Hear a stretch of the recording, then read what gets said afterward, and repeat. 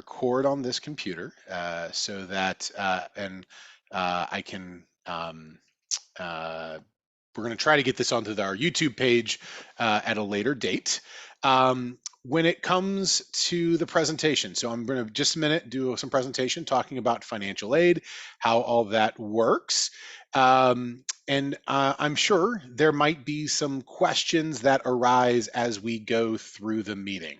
So if you do have any questions that come up, please, if you would, could you chat those to Mr. Dan Shields? So in the chat function, there's a who do you want to send it to, everyone or one of the co-hosts. If you could send those to Mr. Dan Shields, he'd be happy to start taking the Q&A, and then at the end of the presentation, I will be happy to try to answer some questions. Here's one of the truisms of this process. When it comes to college financial aid, we, your college counselors, know a great deal, but we are also sometimes limited in what we can share or how this works, simply because we do not we no longer work for the colleges. There's a large degree of variability in how colleges do some of this. So it's not meant to be disrespectful or dismissive, but sometimes our answers can only be, we're going to encourage you to reach out to our college partners, simply because they're the ones actually building the packages and implementing the rules and regulations of how all of this works together. So, but we know enough to be dangerous, so we're going to expose some of that and go through how, kind of at a high level, a lot of the college financial aid process works overall. Now that I'm in. And again, we start with this because there's a lot in the news. And if you're talking to parents of seniors or parents of recent graduates, the cost of college remains on the rise. It gets to be kind of intimidating. There's a lot of negative press about when is too much just too much, and how, where will this all end? And these are all very legitimate questions. Um, I find, I don't want to speak for all my team members, I find that for many of the families, this overload can really lead to breakdown, where we assume that the deadlines are correct, this is all helpless, there's nothing we can do, and we do the whole the ostrich thing, and we put our head in the sand. And it's my belief that yes, this is scary. Yes, this is hard. But when we face hard things, the better thing to do is to dive deep, to learn, and to try to understand it better, so that if there are things that we can control, we do so, so that we give ourselves and our sons, or our children, the best outcomes possible for them. So that's the way I like to approach this. When I am overloaded or feeling like I don't understand what's going on, I want to dive deep and learn. So here's a quick overview of tonight's agenda. We're going to start with some theory about, understanding how colleges do their pricing models, to understand a little bit about how colleges and the federal government, for that matter, try to estimate what a family should be able to pay. I will, whenever I say should, please imagine the largest possible air quotes around that word. But again, there are processes, there are formula out there that they use to determine should be able to pay. And then I want to go and use the idea of how colleges price tags can actually be deceptive, based on what you may, based on a family's ability to pay, and then apply that really directly into how do we integrate this if I have a son or daughter going through the college process now. How do I make sure that we're using the tools available to integrate college cost research alongside that college fit research that we talk about in those junior family meetings and all those meetings we do with seniors. So we'll try to get through all of that tonight, leaving some time at the end for Q&A. So when we think about college costs, the truth is it's a lot like buying a car. What you see on the window of the car is very rarely what you end up paying, right? When you go through cars, there's the bad news first of, oh, there's taxes and fees that I wasn't planning for. Then they try to hook you for that undercoating. But then there's those manufacturer rebates I can negotiate. And sometimes the dealers have incentives that bring the cost down. So the MSRP, that sticker price, is rarely the final price about what you pay. And when you're paying for the college, it's relatively simple or similar, right? We start with that tuition dollar amount that they advertise or that they list on their website, but you pay is usually a mix of more than what they list, right? There's tuition, there's room and board, there's books and fees, but then there's these other dollar amounts that come in that discount the cost off the back end as well. So there's just not a lot of clarity in how this all works. And the word I use for it, it's opaque. Tuition is never the full story. But the number that when I think about college cost as a college counselor that I find more helpful is a number called the total cost of attendance, right? Tuition is part of that. But let's pick on one of the schools we send a lot of our guys to, like Dayton University, for instance, right? You can't go to Dayton without living somewhere in the city. So total cost of attendance is tuition plus room and board, right? Those are non-negotiable costs if you're leaving the St. Louis area. Or if you're in the St. Louis area, some of those colleges still require that. And then there's those other things like health fees, activity fees, health insurance costs, all those things that bubble about in the background that all are mandatory costs.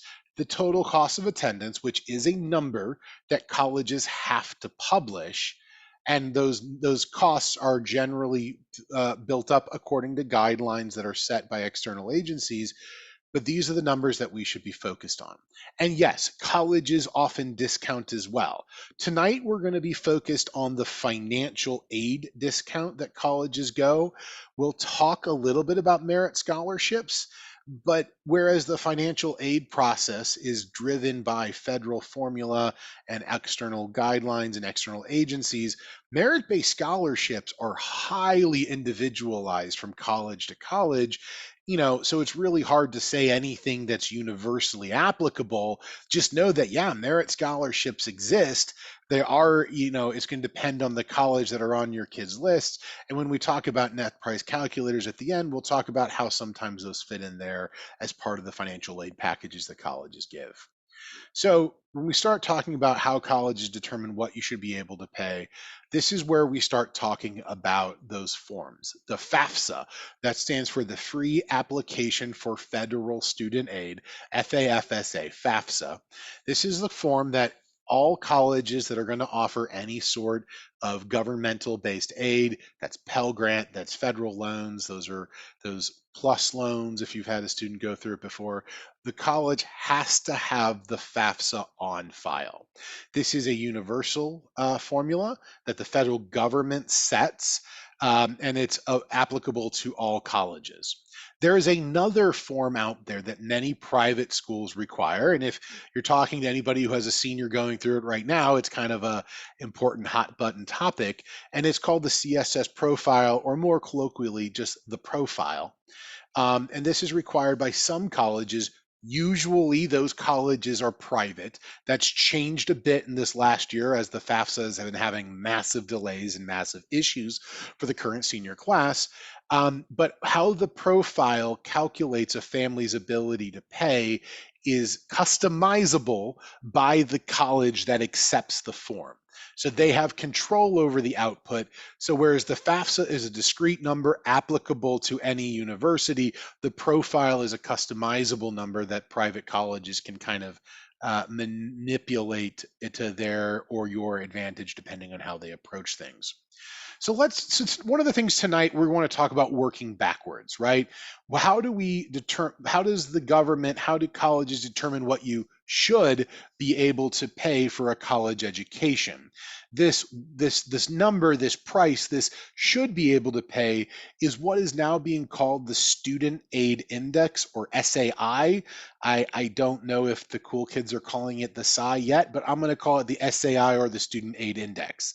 And this is the hype. If you've gone through this before, this is what used to be called the EFC, or the Expected Family Contribution. They've just rebranded it in their simplification for God knows what reason, but that's what they're doing. So the Student Aid Index index is the dollar amount that a college thinks that you should be able to pay, or at least the federal government thinks that you should be able to pay for college. So where do they come up with this number? How do they calculate it? Well, they think about two different people. And by people, I mean they think about the parents, right? That's one set of people. And then they think about the student. And they also look at two different things for the parents and the students. They look at how much money does the parents make, how much money does the student make, as well as the savings or the assets that a student has on hand or parents have on hand that could be put towards college.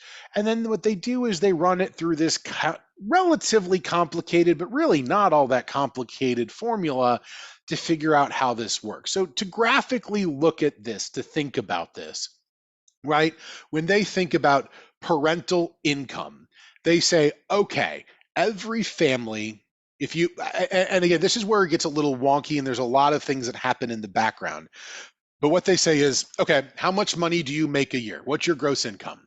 And they say, great, we're going to protect X number of dollars. If you're a family of four, that could be like, let's pretend that it's $50,000. It's not $50,000, but let's pretend that it is. They say, great, that $50,000, we don't think you can pay any of that to college, but every dollar you make beyond $50,000, we're going to ask you to put somewhere between 22% or 45% of that dollar, so 22 cents to 45 cents of every dollar you make beyond the protected amount towards that student's college education. Okay, so that's one category they look at. Parental savings is looked at in the similar way. They say, great, you're allowed to have X number of dollars of cash on hand.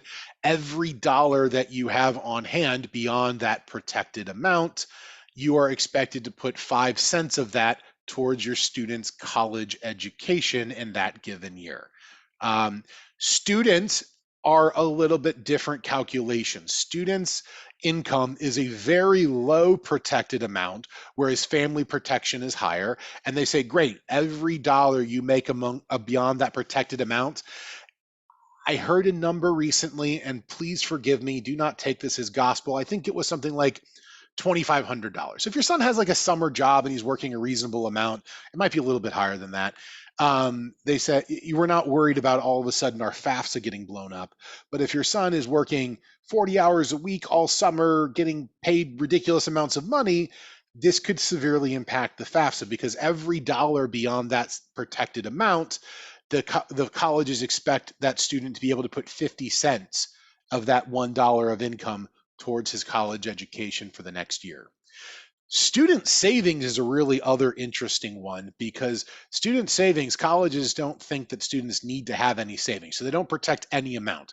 Any amount of money that a student has in their name, and this could be in a student savings account, in a trust or something like that, they just say, great, 20% of every dollar you own should go to your college education. So these numbers, these ballparks, I figured these out maybe about 4 years ago based on the old FAFSA calculations. As you have heard in the news, there's a new FAFSA that's supposed to be simpler and different and easier.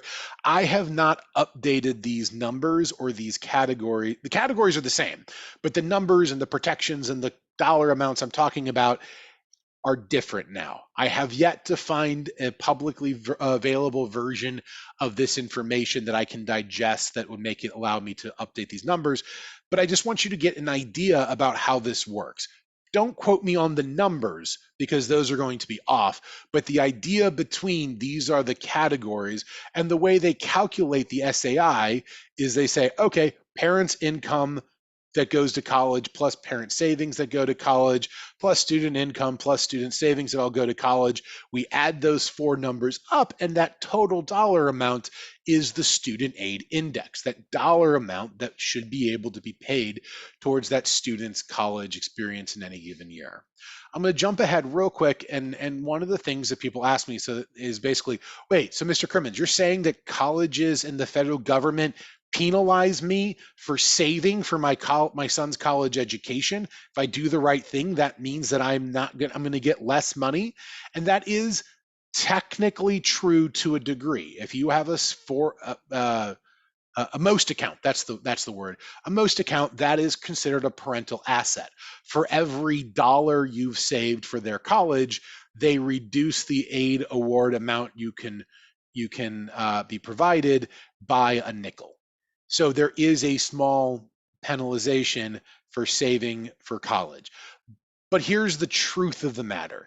If you are within the kind of the average range for a SLU high family, the penalization that you get, that nickel for every dollar saved that you take a penalty on, is minuscule compared to the amount that the SAI is driven by the parental income square. That parental income square is such a large part of the student aid index that any money you have saved pales in comparison overall.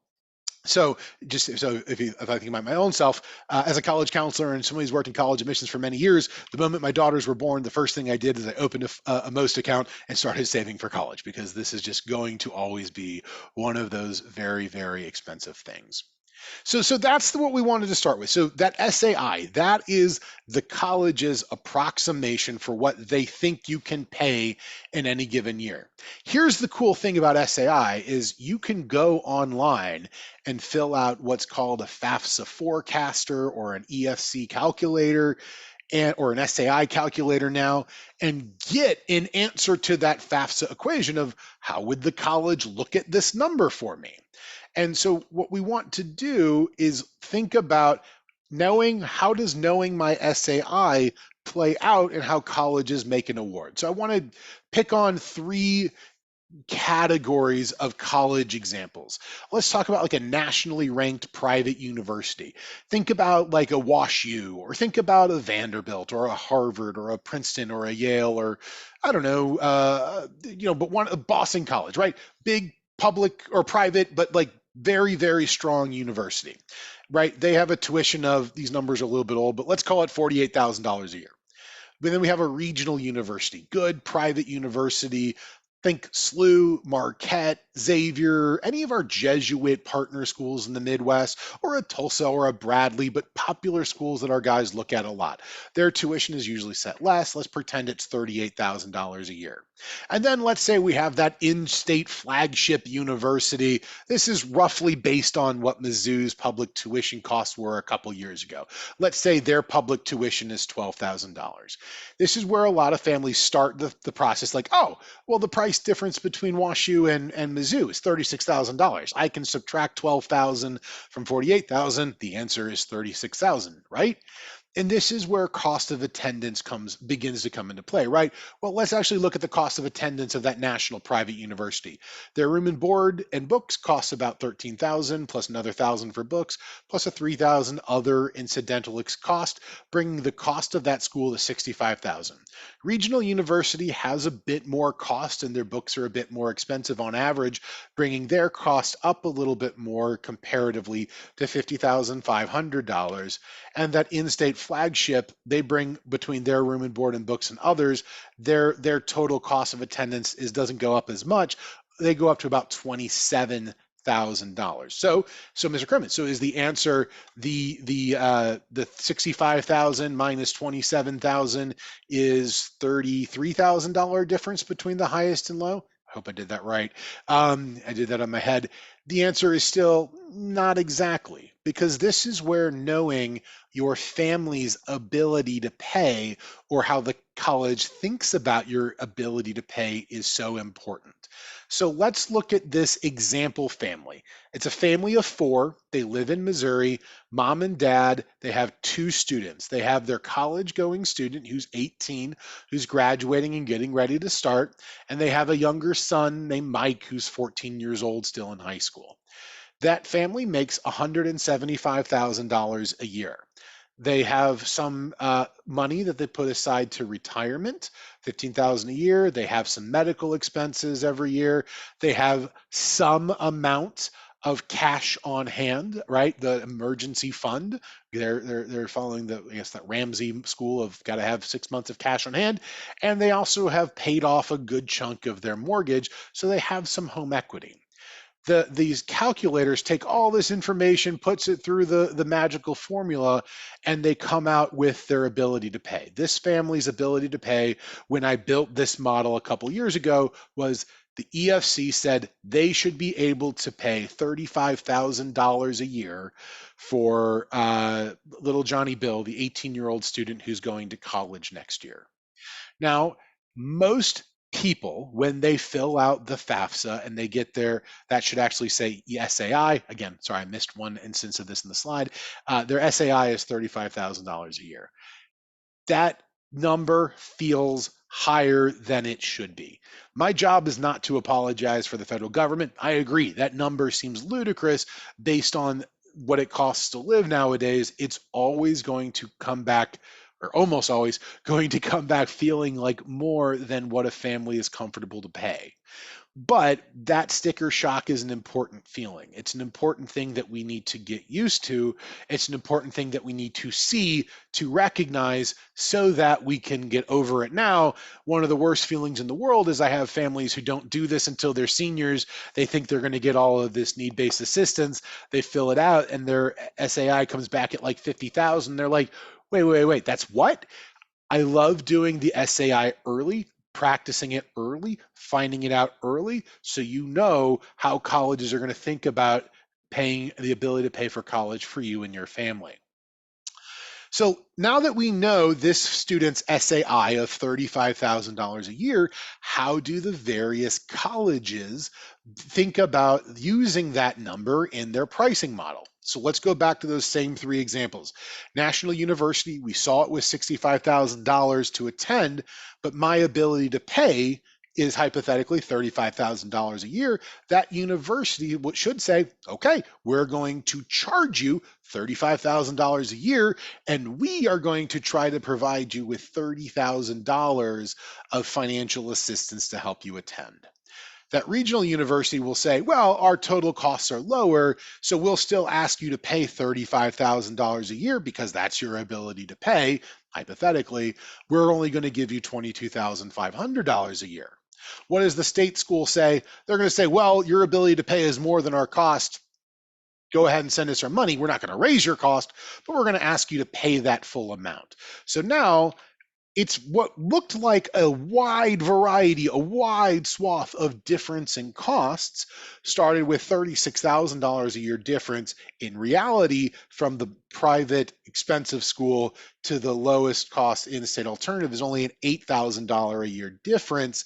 And it's all because the way the colleges look at that student aid index and try to package financial aid awards to make up the difference. So no, this is one of the reasons why when we do family meetings with juniors, and many of you are seeing this with us, is we ask you about, kind of give us a ballpark about what your SAI is, what is your comfortability with that level. It's part of the homeworks that we ask for going into the family meetings so that we know how and when and if to advise families to look at different options.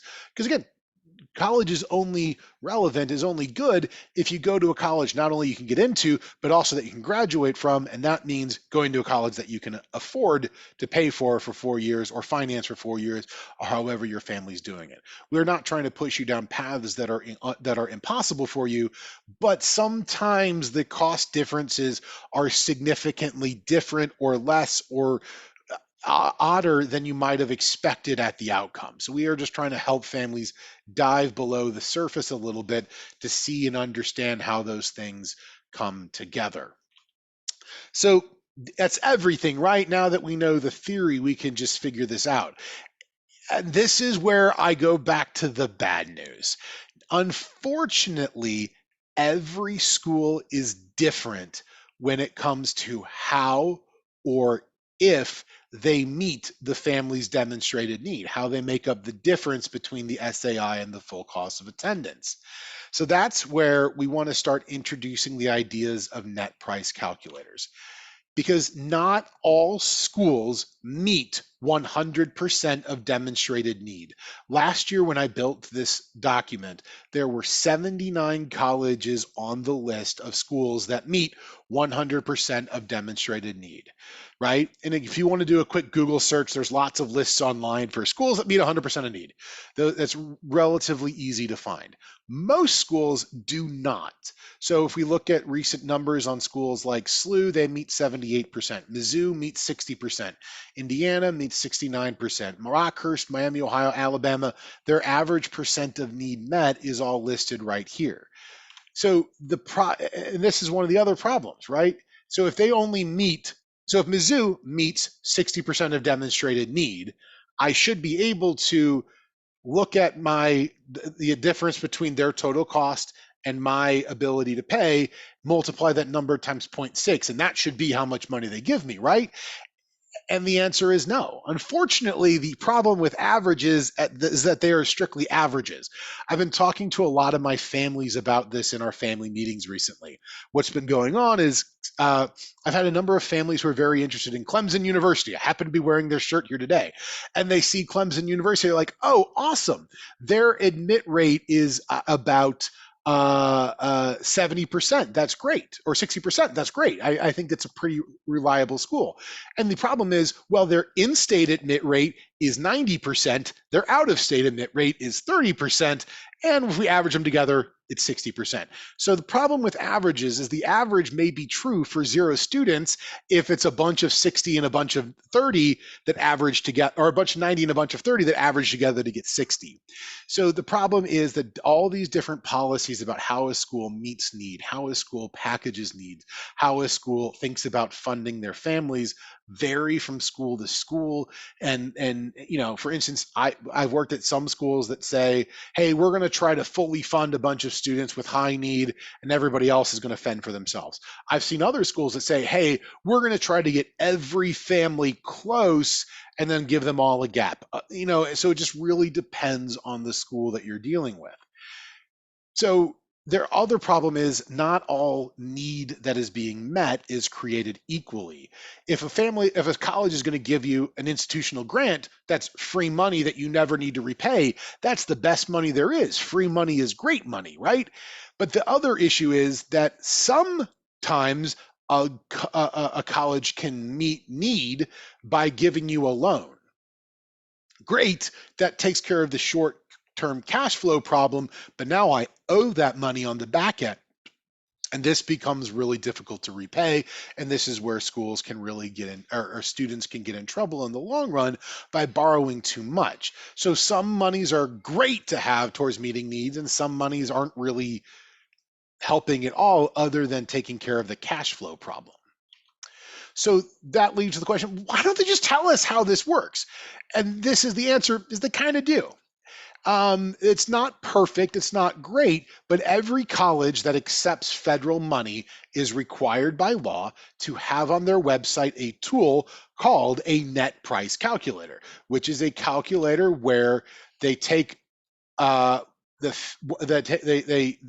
sorry, I'm jumping ahead. It bridges the gap between the theory that we're talking about at a high level, because I want you to understand what sort of voodoo is going on in the back end. But what now happens is an individual college says, okay, how do I handle families whose SAI is about $20,000 versus how do I handle a family whose SAI is $60,000? What sort of different packaging tools will I use in those different ways to actually give them an example financial aid award letter? The other thing that a net price calculator does is many of them will also start bundling in some scholarship information. So when we do a net price calculator, you need to have all the same information you had on hand for when you completed the SAI calculator, but also some information about the student, like their GPA or their ACT, or about where they went to high school. Because if we put all of those monies together, a couple years ago, I ran a student, that same dummy family, through the St. Louis University's net price calculator. And I said, okay, how would you package a financial aid package for this student? And you can see here they start with that bad news. There's the tuition and fees and room and board, and we get total direct costs. That's another word for total cost of attendance. And then they say, okay, your family contribution, the way we calculate it, is 41,000 versus our 51,000 tuition, we see that you qualify for $10,231 worth of need. We are going to try to give you some money. So this student would qualify in this year at St. Louis University for $25,800 worth of grants and scholarships. Now, in this, I can tell you, just knowing St. Louis University, this would be merit-based scholarship that this student earned. So that brings the total cost of attendance at St. Louis University down to $25,500. And then you can see, oh, but you're also, based on the FAFSA calculations, eligible for $5,500 worth of unsubsidized federal loans in the student's name. So your remaining cost is $19,000. And hey, are you needing any help with cash flow? You should know that the document says that you're eligible for a Parent Plus loan that can help cover the costs that you have remaining. So this is very, very similar to a financial aid award letter that you would get at the end of a college application process. They're just doing it online based on information that you can provide at this point in the process. So what have we learned here is we've learned the actual cost and makeup of a specific school's award based on the data that we can give it. This is an estimate. They are very rarely exactly right. They are usually close to being right. Close, again, another one of those big air quote words, but this is the best tool that I have available to give to families to know what will an individual college cost any given student. My answer is always, great question. You should fill out the net price calculator. And it really doesn't take all that long. This is the graphic from the St. Louis U website. They say it takes about 10 minutes in order to get that information, put it together, and get an example financial aid award. The investment really is relatively low. So how do we use all of this and integrate it with the college research that, if you're a junior in the room, your son should be doing right now? If you're a sophomore, how do you integrate it next year with the college research that your sons will be doing? And that's where it comes down to thinking about what are the responsibilities. When we think about a student, their job is to identify specific colleges of interest, to then dive deep into those schools and determine whether it's a school that they believe to be a good fit for them. We recommend that families have a common and not, I don't want to say frequent, because it shouldn't be like daily or necessarily even weekly, but a regular, that's a good word for it, a regular meeting as a family to talk about, okay, what colleges are on your list now? What colleges are you excited about? What colleges are you moving forward on? So that then parents and students are on the same page on that college research. Students are also responsible for researching the scholarship opportunities that are available at any given college, because there's a lot of money available for college. That's a very true statement. But here's another true statement. I don't know if you guys remember back in the early aughts, or when I was in high school, there was these kind of infomercials about this, with this guy in a crazy jacket selling his scholarship book. There's millions of dollars of unclaimed scholarship every year. Buy my book and we'll help you find all that unclaimed scholarship. It's true there's money available to college, but another true statement is when we look at SLU High, $99.50 of every 100 scholarship dollars awarded come from the colleges a student attends. The vast, vast, vast majority of funding comes from the institutions. So students need to be doing their research, looking at what scholarship programs they offer and what fits my personal identity, my personal background, my personal interests, and do I want to take the time, energy, and effort to apply for these?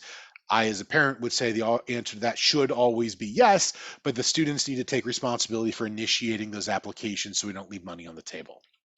Then when we think about the parents' responsibilities, I think it's the parents' responsibility to take the colleges that my son has identified and to complete the net price calculator for that school. That way, I have an example financial aid award letter and I'm able to deal with the results proactively. I think it's good to share outcomes of the net price calculator in some way, shape, or form with your sons. It may not be giving them the number and letting them see the final result, but definitely it should be shared in a way saying whether this school is affordable or whether it's close but not quite, or man, this school is way off from what we can pay. One of the biggest pitfalls that we see as college counselors that I see every year is a family who doesn't do the FAFSA, doesn't do the net price calculators, kind of goes in with a a finger crossed and a prayer, that then applies to a list of colleges, gets financial aid award letters telling their son all along, don't worry, we'll make it work. Those are the most dangerous words in this process. Don't worry, we'll make it work, because students hear that and perceive that to be great. It doesn't matter what the cost is. Mom and dad have got this. And the reality is that with college prices the way they are today, that is not the most frequent reality that a student comes across. What we then have happen, and this happens this time of year where I'm working with senior families where they're getting their financial aid award letters and they're talking to their sons, or they're calling me up saying, Mr. Crimmins, we're so proud of little Johnny. He got into all of his schools, but I can't afford any of these. What do I do? And the answer there is the way to make sure we have affordable outcomes is by applying to schools where we think that the outcomes are going to work in our favor. We have to know in November during application season that we expect to get offers of admission that are affordable, so that we always have a good option to attend come May of senior year. So this is why parents doing the financial homework is so important, so that we don't enter February or March of senior year, now realize that we can't afford it and have to go back to the drawing board, because there's always better scholarship available, always better financial aid available if we apply to a college in November versus sending in a very, very late application in March. So it's a matter of making sure that we do all of this in the proper order to maximize our chances for success in this process. What is the college counselor's responsibilities? It's our job to work with students and families to help them identify colleges, right? If you're coming to us saying, hey, we're doing these net price calculators and oh my gosh, Mr. Crimmins, we can't afford any of these. Could you help us find other colleges with other different cost profiles that might be a little less than we're seeing here? Absolutely, we're in. We can never guarantee results. We can never guarantee admissions, right? We're no longer on that college side of admissions, but we know enough, again, to be dangerous, but in this case, dangerously good, to help you to build a list that takes into different financial outcomes.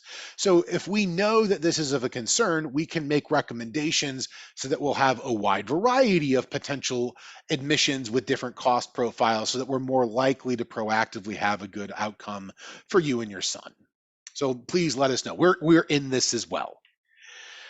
This is another concept that we've been really pushing with the current juniors, and we're going to continue to push in the future. Every college list that we work with, we're going to be asking students, which are your college A's? I'm working for a better name. If you have a suggestion, please send me an email. But a college A, in my mind, is a college that, number one, a student says, Mr. Crimmins, I would generally be happy going there. It doesn't have to be their favorite college, but it has to be a college that clears the hurdle of, yeah, it's better than nothing. I'd generally be fine there. It's good. It's solid. I'm good, right? So a student has to be happy to attend. It has to be a school that college counselors say that is a predictable school for you. It's a school that we can rely on to be an offer of admission at the end of the process. And it's a family that parents, as a college, that a parent says, yes, I've done the net price calculator for that school, and I am generally happy with the results. It seems financially feasible for our family. So now what is this doing? Well, if the student likes it, he can get in, and parents say it's affordable, it removes the ability for any student or family to fail the college process, because we have this bedrock institution as a part of our college mix that takes care of us in this really solid foundation. Once we have a solid foundation, if you have a student who says, I really like this other school, but Mr. Crimmins says it's not predictable, or mom and dad say we don't know if we can afford it, we can still apply. We can see what happens. We can give the college space to surprise us, knowing that we have these excellent options on the back end that take care of us in the worst case scenario. So this is an exercise, and this is terminology that we try to use with a lot of our juniors as we're going through the process, and we'll continue to use in the future. Maybe we'll find a better term than college A. We'll figure that out. So again, that's where we talk about building a college list. We recommend a minimum of 2 college A's, highly predictable, affordable, likable schools, and then we build the list beyond that. And again, ultimately, we see college lists that are effective being somewhere between 2 and 10 colleges, with the mathematical average being about 7 is the number of colleges that we find students applying to. Minimum of 2 college A's, and then we can stretch ourselves in other ways beyond that to make sure that we have a good list. And again, so this is a topic for another day. We don't recommend going above 10 colleges, because then the workload that is expected of a student when it comes to essays and demonstrating interest and engaging with the college reps, etc., becomes very, very challenging to do in the long run. So when to ask for help, this goes back to the moment I was saying earlier, is please let us know early in the process. We don't want to reach the end and realize that our list is unaffordable. The time that we need to realize that our list is unaffordable is early in the process, so we can change our list to include more affordable options. That wraps up the kind of the final thoughts I have on the financial aid side of things. I know I have thrown a lot to you, but let's just look at a few more thoughts about timeline before we go to Q&A. And this is where, if you have a senior going through this right now, these dates are laughably wrong, because this year the FAFSA is so screwed up that this has gone thrown out the window. But in any other year, so years for juniors and sophomores and anybody else on this call, these are the typical dates that we talk about. The FAFSA goes live in October 1st of senior year, and we usually have a FAFSA expert present on one of these Zoom calls to help to figure out filling out the FAFSA in early October.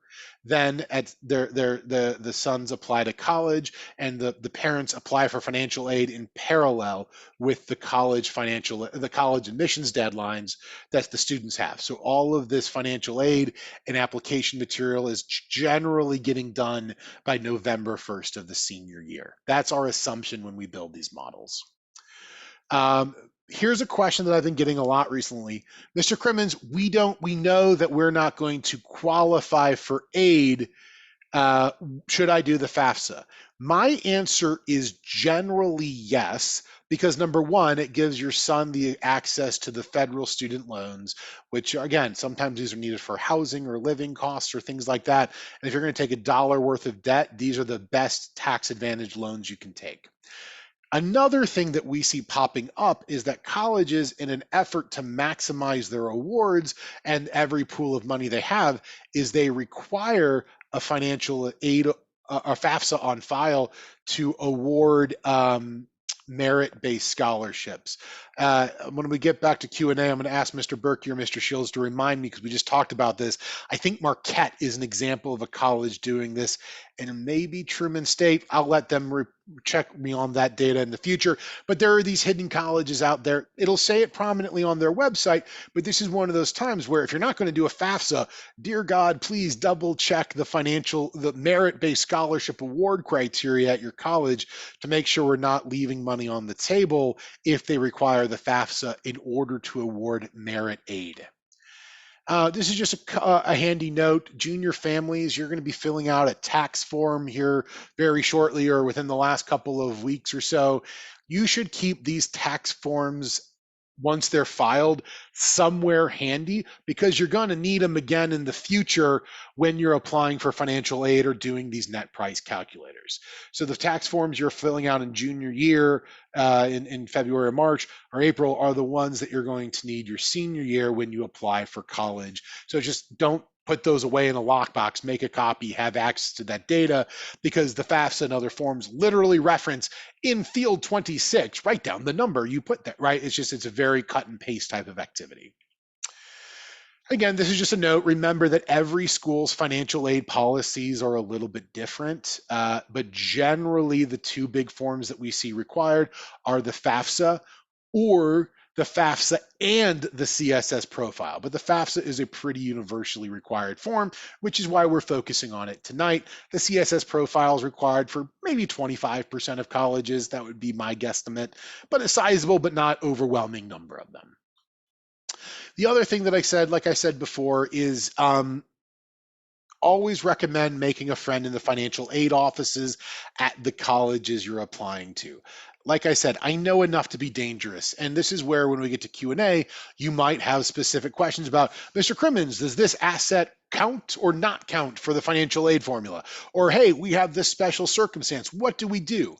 There is this level of training that financial aid officers get that is just robust, that takes care of all of those ins and outs, nitty gritty details that I want you to get an answer for. But I'm just letting you know that level of training is not available for college counselors. You have to be working for a university and basically go to financial aid university for a year to learn how all of this works and the detailed situations there. So please don't take it personally if we refer you to a friend in financial aid. It's just because, like I said, we know enough to be dangerous, but I don't want to overstep my bounds and tell you something that is wrong because, again, I am not a financial aid expert. I was an admissions expert, and even at most colleges, financial aid and admissions remain different sides of that equation.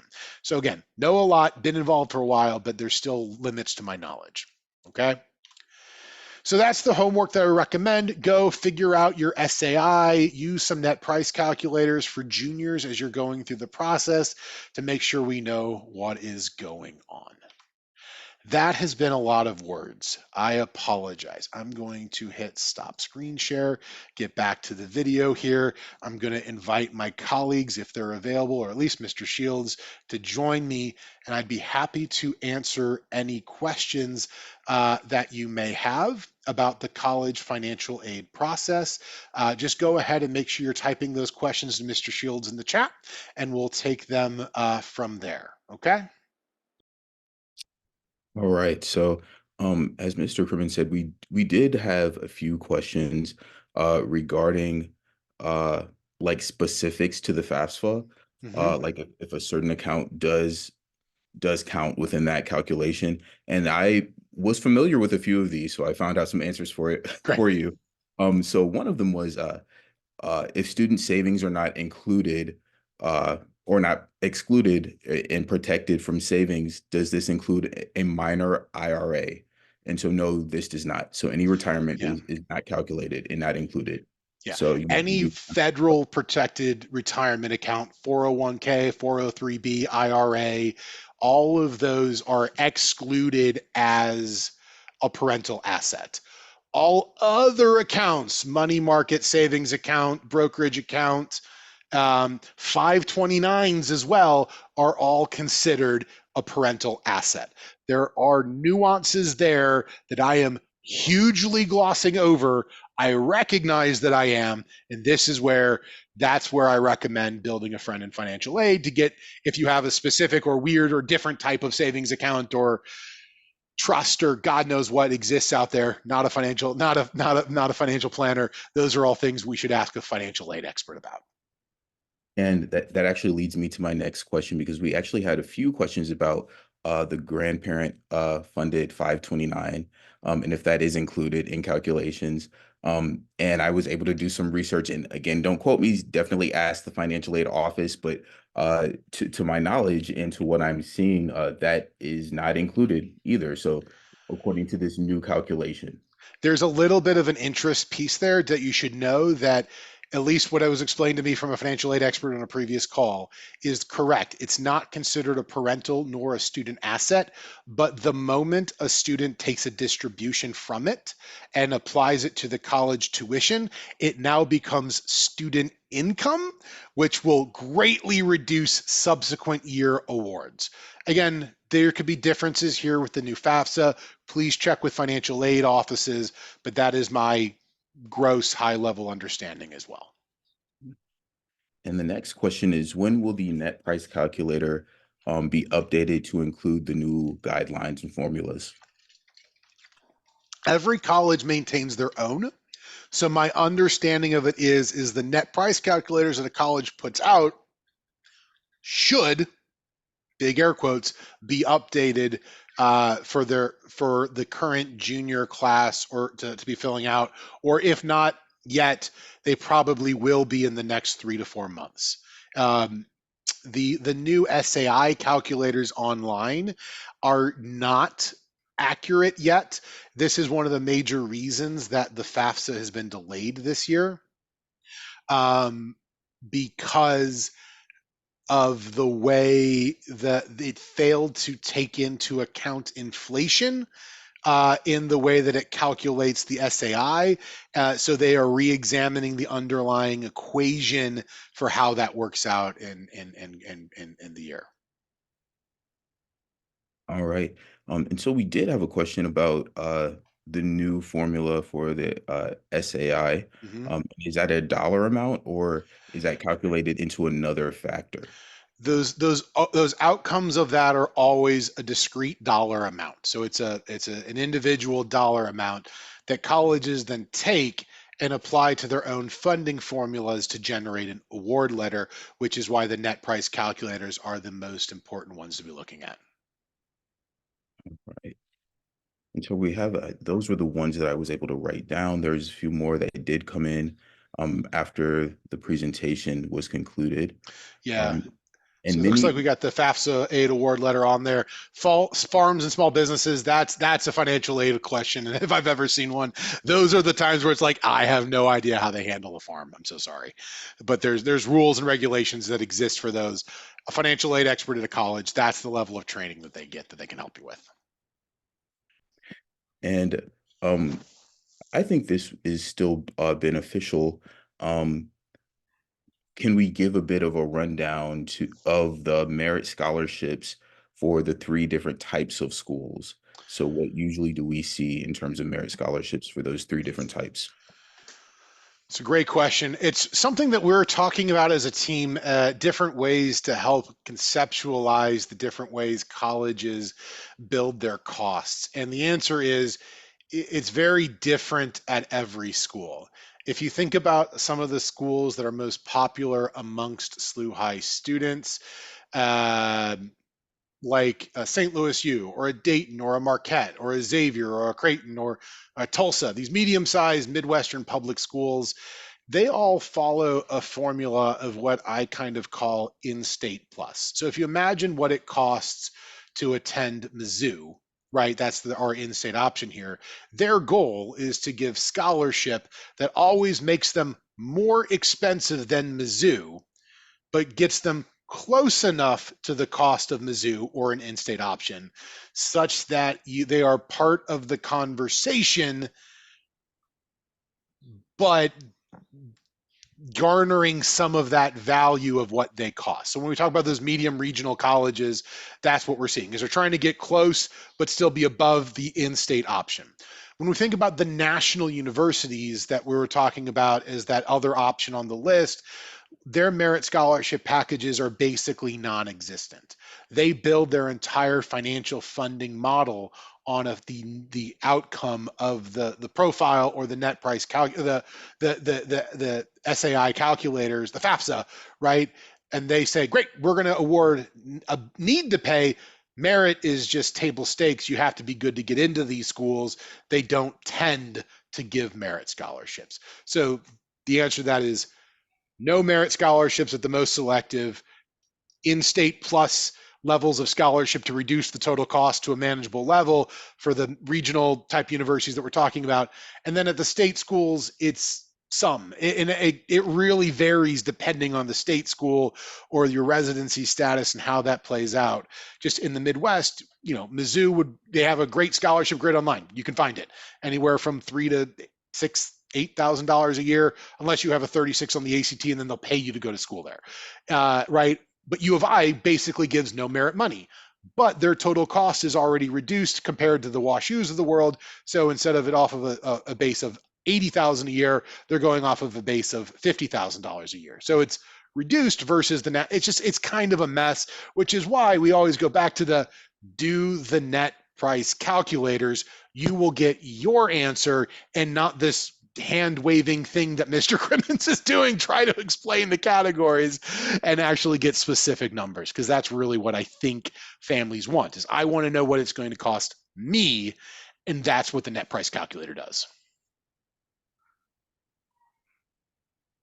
And I'll add about scholarships that there are a lot of great resources in addition to what the schools give you Mhm. that we can send out that are on our website already.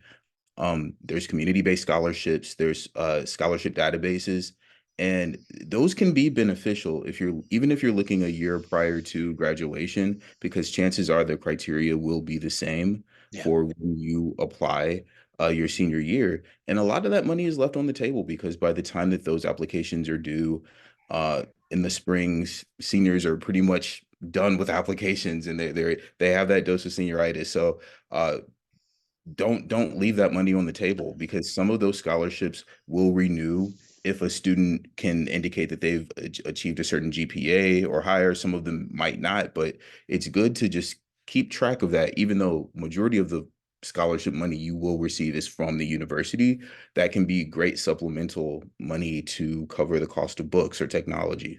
Yeah. 100% agree with that. The only caveat I have here is I sometimes see families like chasing the dime and forget about the dollar, right? So when we think about where to put our time, energy, and effort, step one, get into the college. Step two, maximize my scholarship resources from the college that I'm admitted to. Then step three is let's look at external funding. Because if we don't do step one and step two and just focus on the external funding, that gets to be then the like, oh my God, what's going on? We're chasing the dime and forgetting about the dollars on the table. So just order is king. That's what I want to say there. But yes, and those things are just random in how they give them. Oh, that's a good question. What are some good community scholarship websites? We have a list on the SLU High College Counseling webpage that we call it Community Scholarships. Those are ones that we've been informed about as an institution, so that's a good place to start. And then there's some good national search engines. The ones I recommend are FastWeb or CAPEX, CAPPEX. Those are kind of the national clearinghouses, big ones. There's a new one that's really come up in popularity in the last couple of years called Going Merry, like MERRY, Going Merry, that does some good. They call themselves the Common App of Scholarships. So it combines research and application into one portal to help you to complete those a little bit easier. So they're pretty good as well. What you will find is that those are, oh, thank you, Mr. Berkey. There's a link to the document. What you'll find is that those are generally, they're going to cross list a lot of national scholarships. And that's the problem with those big databases is everybody in the country has access to them.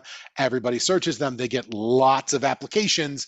Why I like the SLU community one are these tend to be more local organizations that say, hey, we're looking for somebody who's a member of the Elks Lodge in Crestwood, who wants a scholarship or something like that. So take a look at all of those resources and see what we can come up with. And on my end, I don't have any additional questions. Um, I don't have any additional questions that have come in. Great. Well, I do want to say again, thank you to you all for being here. Again, looks like the recordings have completed, assuming that there's no hiccups on the computer end. We'll try to get this on the SLU High College Counseling YouTube page in the next couple of days. I saw a question about, hey, can we get the slides? Again, the presentation should be on the YouTube, so you can get them off of there. Let me know if there's anything else you can do. Again, college counselors are here to help. I know we're not, if you have sophomores on the call, you don't know us yet, but let us know. We're always happy to be here. Have a great one, and we'll see you guys soon. Good night, everyone.